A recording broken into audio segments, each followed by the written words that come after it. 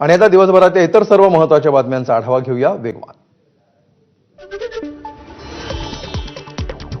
कुणबी प्रमाणपत्राविषयीच्या शासन निर्णयाला आव्हान देणाऱ्या याचिकेवरची आजची सुनावणी टळली। आता सर्वोच्च न्यायालयामध्ये दिवाळीनंतरच सुनावणी होणार असल्याची माहिती। बीडमध्ये आज ओबीसी समाजाकडून महाएल्गार सभेचं आयोजन। मराठा आरक्षणासंदर्भातल्या हैदराबाद गॅझेटियरचा जीआर रद्द करण्याच्या मागणीसाठी ओबीसींचा एल्गार। सभेपूर्वी मराठा समन्वयकांना पोलिसांची नोटीस। मेळावा कोणत्याही पक्षाचा नाही, तरीही पक्षीय नेते एकवटणार आहेत। राज्यातील ओबीसी नेते एकत्र येणार आहेत। आरक्षणामध्ये धक्का लागणार नाही यासाठी आपण प्रयत्नांची पराकाष्ठा करू, भुजबळांचं वक्तव्य। जीआर रद्द होणार नाही तोपर्यंत ओबीसी शांत बसणार नाही। निवडणुकीमध्ये सरकारला ओबीसींच्या रोषाला सामोरं जावं लागेल, लक्ष्मण हाकेंचा इशारा। हाकेंना काही जण चावी देतात, हे चार्जिंगवर चालणारं बाहुले। आमदार विजयसिंग पंडितांची लक्ष्मण हाकेंवर टीका। हाकेंनी लोकांच्या मनामध्ये विष पेरण्याचं काम करू नये, विजयसिंग यांचा पंडित यांचा सल्ला। ओबीसींचा मोर्चा नसून विशिष्ट जातीचा मोर्चा, त्यांना ओबीसींच्या हिताशी काही देणं घेणं नाही। मोर्चा काढणारे ओबीसींचे खरे शत्रू। जरांगेंचा ओबीसी मोर्चावर हल्लाबोल। छत्रपती संभाजीनगरमध्ये राधाकृष्ण विखे पाटलांना मराठा बांधवांनी घेराव घातला। हैदराबाद गॅझेटियर संदर्भातल्या जीआरच्या माध्यमातून किती कुणबी प्रमाणपत्र मिळाले, मराठा बांधवांचा सवाल। ओबीसी महाएल्गार मेळाव्याच्या पार्श्वभूमीवर छत्रपती संभाजीनगरमध्ये मुक्कामी असलेले मंत्री राधाकृष्ण विखे पाटील यांच्या सुरक्षेत वाढ। विखे पाटील यांच्या दौऱ्यामध्ये मोठा पोलीस बंदोबस्त। ओबीसी महाएल्गार सभेसाठी येणाऱ्या वाहनांना टोल माफी। आमदार धनंजय मुंडे यांनी ओबीसी महाएल्गार सभेसाठी येणाऱ्या वाहनांना टोल माफी करावी अशी मागणी केली होती। शरद पवारांच्या राष्ट्रवादीचं राज्यभर काळी दिवाळी आंदोलन। 31,000 कोटींच्या शेतकरी पॅकेजच्या नावावर राज्य सरकारनं शेतकऱ्यांशी बनवाबनवी केल्याचा आरोप।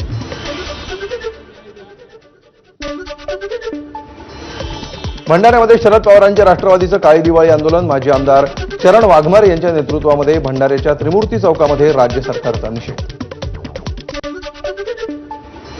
शासनानं जाहीर केलेल्या मदतीच्या पॅकेजनंतर शरद पवारांचे राष्ट्रवादी आक्रमक। खासदार धैर्यशील मोहिते पाटील यांच्या नेतृत्वाखाली सोलापूर जिल्हाधिकारी कार्यालयासमोर आंदोलन।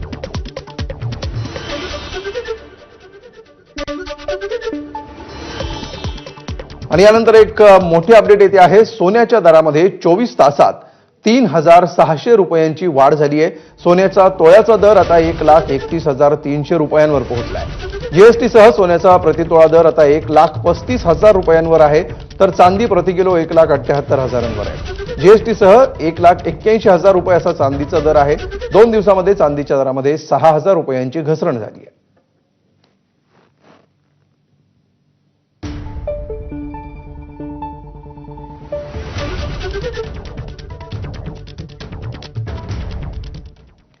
आणि पुन्हा सुरू ठेवूया बातम्यांचा वेगवान आढावा।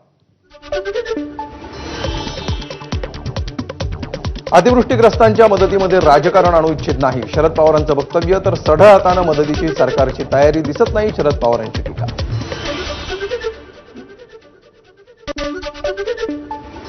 ज्यांच्या कृषी मंत्रिपदाच्या काळामध्ये सर्वाधिक शेतकरी आत्महत्या झाल्या ते पूरग्रस्तांच्या शेतकरी मदतीवरून काळी दिवाळी साजरी करणार। भाजप नेते केशव उपाध्यायांचं शरद पवारांना प्रत्युत्तर। दिवाळीपूर्वी मदत देऊ असं सांगण्यात आलं होतं, मात्र शेतकऱ्यांच्या खात्यामध्ये पैसे पाठवल्याचं दिसून येत नाही। सरकारनं शेतकऱ्यांवर काळी दिवाळी साजरी करण्याची वेळ आणली आहे, विजय वडेट्टीवारांची टीका। सोलापूरमध्ये महापालिका निवडणुकांपूर्वी भाजपमध्ये मोठ्या प्रमाणावर इन्कमिंग। माजी उपमहापौर पद्माकर काळे, दिलीप कोल्हेंसह अनेकांचा पक्षप्रवेश। भाजप प्रदेशाध्यक्ष रवींद्र चव्हाणांच्या उपस्थितीमध्ये पार पडला। सोलापूरमध्ये भाजपमध्ये आणखी काही बड्या नेत्यांचा प्रवेश होण्याची शक्यता। काल वर्षा बंगल्यावर 4 माजी आमदारांची बैठक झाल्याची माहिती, तर मित्रपक्षातील नेते ही देखील भाजपच्या वाटेवर असल्याची माहिती। मनसेच्या वतीनं मुंबईमध्ये शिवाजी पार्क मैदानात दीपोत्सव। मनसेच्या दीपोत्सव 2025 सोहळ्याचं उद्घाटन उद्धव ठाकरे करणार। उद्धव ठाकरेंनी सामनाच्या दिवाळी अंकामध्ये संपादकीय लेखातून राज्य सरकारवर जोरदार केला हल्लाबोल। आमदार खासदारांची खरेदी विक्री 50 आणि 100 कोटींना होते, मग शेतकऱ्यांना नुकसान भरपाई केवळ 5 ते 10 हजारांची, ठाकरेंचा सरकारला सवाल। ठाकरेंचे शिवसेनेचे खासदार संजय राऊतांचा लोकलनं प्रवास, पालघरमध्ये राऊतांच्या हस्ते संपर्क कार्यालयाचं उद्घाटन. भाजपचे आमदार शिवाजीराव कर्डिले यांचं पहाटे हृदयविकाराच्या धक्क्यानं निधन. वयाच्या 67व्या वर्षी घेतला अखेरचा श्वास. राहुरी मतदारसंघातून भाजपचे होते विद्यमान आमदार आणि संग्राम जगताप यांचे सासरे. काल दुपारी लोणीमध्ये प्रदीप मिश्रा यांच्या दर्शनासाठी शिवाजी कर्डिले विखे यांच्या निवासस्थानी आले होते. यावेळी तेथून बाहेर पडताना सुजय विखे त्यांना गाडीपर्यंत सोडायला गेले. राहुरीचे आमदार शिवाजीराव कर्डिले यांचं अल्पशा आजारानं निधन झाल्याचं वृत्त अत्यंत दुःखद. त्यांच्या जाण्यानं सर्वांनाच धक्का बसलाय. रोहित पवारांकडून श्रद्धांजली. सिंहस्थ कुंभमेळ्याच्या पार्श्वभूमीवर नाशिकच्या गोदावरीच्या काठावर असलेलं वस्त्रांतरगृह पाडण्याचं काम. पाडकामाच्या दरम्यान दत्त मंदिर, महादेव मंदिर आणि गंगा गोदावरी मंदिर यांचं नुकसान झाल्यामुळे पुरोहित संघ आक्रमक. पुण्यामध्ये जैन बोर्डिंग कृती समितीचा मोर्चा. जैन बोर्डिंग हॉस्टेलची जागा बेकायदेशीर विकल्याचा आरोप. मोर्चामध्ये हजारोंच्या संख्येनं जैन बांधव उपस्थित. मालेगावचे मंत्री प्रशांत हिरे अडचणीत. हिरे कुटुंबियांवर 17 कोटी 74 लाख रुपयांच्या बँक घोटाळा प्रकरणी गुन्हा दाखल. नाशिक जिल्हा महिला विकास सहकारी बँकेमध्ये बनावट कर्ज प्रकरणाद्वारे अपहार केल्याचा आरोप. महाराष्ट्र नवनिर्माण सेनेचे गोंदिया जिल्हाप्रमुख हेमंत तिल्हारींचा पक्षाला रामराम. समर्थकांसह केला अजित पवारांच्या राष्ट्रवादीत प्रवेश. अमरावतीमधील बांगलादेशी जन्म प्रमाणपत्र घोटाळ्यामध्ये मुख्याध्यापक सामील. भाजप नेते किरीट सोमय्या यांची माहिती. अमरावती महानगरपालिकेतील उर्दू मुलांच्या प्राथमिक शाळेतील मुख्याध्यापकांना अटक. तरुण मुलींनी जिमला जाऊ नये. भाजप आमदार गोपीचंद पडळकर पुन्हा बरळले. जिमला जाण्यापेक्षा घरीच योगा करा, पडळकरांचा सल्ला. कुख्यात गुंड निलेश घायवळ पुन्हा पोलिसांच्या रडारवर. परदेशामध्ये शिक्षण घेणाऱ्या घायवळच्या मुलाच्या फीचा स्रोत पोलीस तपासणार. आतापर्यंत घायवळचे अनेक बँक खाती आणि लाखोंची मालमत्ता गोठवली. अनिल पवारांची अटक बेकायदेशीर ठरवण्याला ईडीकडून आव्हान. उच्च न्यायालयाच्या निर्णयाला ईडीकडून सुप्रीम कोर्टामध्ये आव्हान. वसई विरारचे माजी मनपा आयुक्त अनिल पवारांची अटक हायकोर्टाकडून अवैध. आजच सुप्रीम कोर्टामध्ये सुनावणीची शक्यता. जालना महानगरपालिकेचे आयुक्त संतोष खांडेकरांना 10 लाख रुपयांची लाच घेताना जालना एसीबीकडून अटक. महानगरपालिकेअंतर्गत केलेल्या कामांचं बिल मंजूर करण्यासाठी मागितली होती लाच.